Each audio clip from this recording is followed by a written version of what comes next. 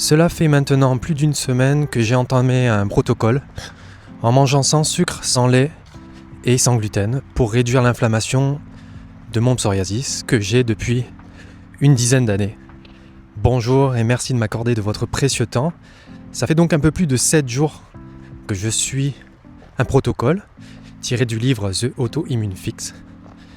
Et c'est l'occasion pour moi dans cette vidéo de vous faire un petit compte rendu de cette première semaine qui n'était pas facile.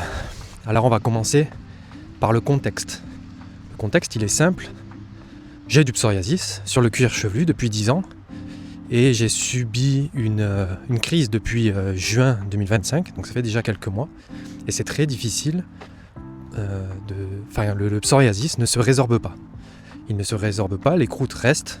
Donc j'ai entamé quelque chose d'un peu plus drastique.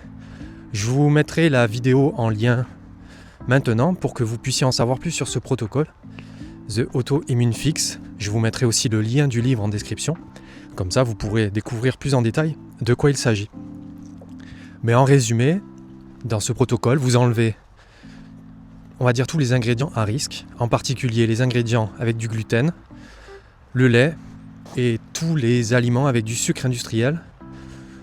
Vous ne conservez que les fruits et le seul sucre naturel autorisé, ça va être le miel.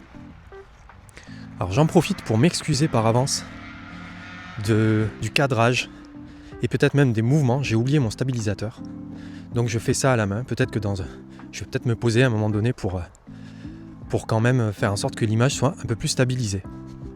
Mais en tout cas, cette première semaine, comment elle s'est passée? Ça a été difficile parce que je n'avais pas d'énergie. Voilà, tout simplement. Pour un petit peu plus aller loin dans le contexte, pour aller un peu plus loin dans le contexte, je sors d'un week-end où j'ai fait un mariage. Et durant ce mariage, j'ai résisté toute la fin de la journée. J'ai résisté toute la journée pour ne pas manger de sucre et de gluten. Au repas, tout s'est bien passé. Il y avait des brochettes de viande, des brochettes de comment on appelle ça déjà, les grosses crevettes là, des gambas, voilà, des gambas et du bœuf à la plancha. Donc nickel. Du coup, j'avais fait un repas purement, on va dire carnivore, à base de protéines. Donc c'était parfait. Et tout allait bien, sauf que ma fille est arrivée avec pas mal de bonbons. Et j'ai résisté. Et l'erreur que j'ai faite, c'est de ne pas ranger ces bonbons dans le sac, de les cacher, de les retirer de mes yeux. Et donc je me suis retrouvé à 11h30, 23h30 pour être précis, à manger des bonbons. Donc, ensuite j'ai mangé du gâteau. Et puis le lendemain, j'ai mangé du gluten, beaucoup de gluten. Et donc, il en a résulté que sur cette semaine, ça a été très difficile. Une énergie down, complètement down. J'avais des envies de dormir, en gros je me réveillais fatigué. Et j'avais envie de dormir à partir de 10h30, 11h. Donc j'ai respecté mon rythme, à savoir que mon rythme de travail n'a pas été ultra intense durant cette semaine. Mais l'alimentation a bien joué son rôle, parce qu'en quelques jours, mon énergie est revenue à partir du jeudi. Couplé à ça, en fait, j'avais décidé d'arrêter le café, de retirer le café de ma boisson, en sachant que j'en bois entre 2 et 3 par jour, pas plus tard que 14 heures, pour conserver, on va dire, l'efficacité pour la journée et pas pour le soir. Voilà, certaines personnes sont plus ou moins sensibles à la caféine, et la caféine, après 14 heures, peut avoir des effets néfastes sur votre sommeil en particulier, surtout si vous y êtes sensible. Dans mon cas, je ne peux pas dire que je sois ultra sensible au café, mais dans cette période où j'étais très fatigué, j'ai noté le mercredi, donc le 3e jour de ce protocole, que ce n'était pas sain que je continue de boire du café, tout simplement parce que je sentais que ça masquait ma fatigue.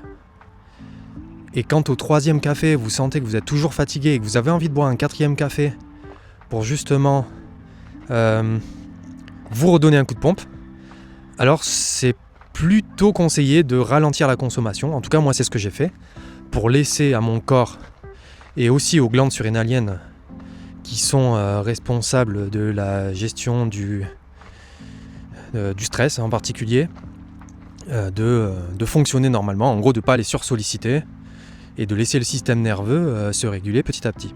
C'est bon, j'ai trouvé un endroit où j'ai pu m'asseoir pour éviter de vous bouger dans tous les sens. Merci de votre compréhension, c'est ma 3e vidéo sur cette chaîne YouTube. J'ai décidé de faire cette vidéo un peu de manière spontanée. J'ai chopé un moment où je pouvais aller me promener en cette fin d'après-midi. Donc, merci à vous. Pour continuer sur ce compte rendu, donc à partir du 3e, 4e jour, j'ai senti que mon énergie était de nouveau stable. Donc j'ai commencé le lundi suivant le mariage, et j'ai ressenti une hausse de mon énergie à partir du jeudi, vendredi. Une énergie en tout cas qui s'est stabilisée. Le temps finalement que mon corps élimine le gluten. Je n'ai pas fait de test pour savoir si j'étais sensible ou si j'avais des anticorps liés au gluten, mais je le sens. Je le sens que dès que je mange du gluten, mon énergie, elle diminue, mon système digestif se sature, tout simplement mon énergie diminue. Donc, éviction de tous les aliments avec du gluten, ça ce n'est pas le plus difficile. J'ai remplacé déjà depuis un moment par du riz, mais là cette semaine, j'ai mangé essentiellement en source glucidique des pommes de terre. Une pomme de terre, parfait. J'ai aussi mangé à la fin des repas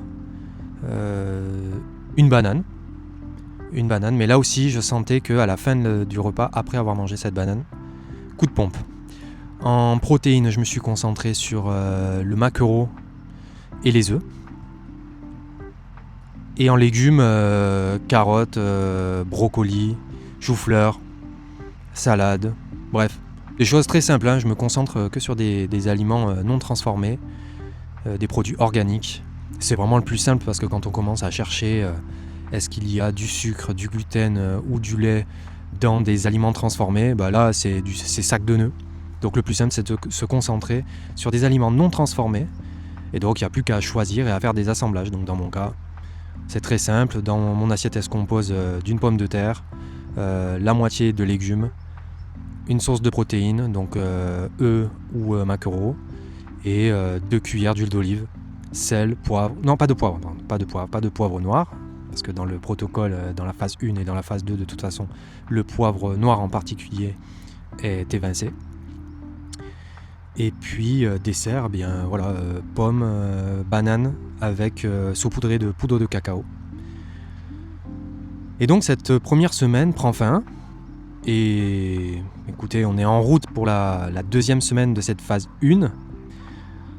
Et donc je pourrai vous faire une vidéo quand cette 2e semaine sera terminée pour faire un compte rendu, pour vous expliquer les plus et les moins.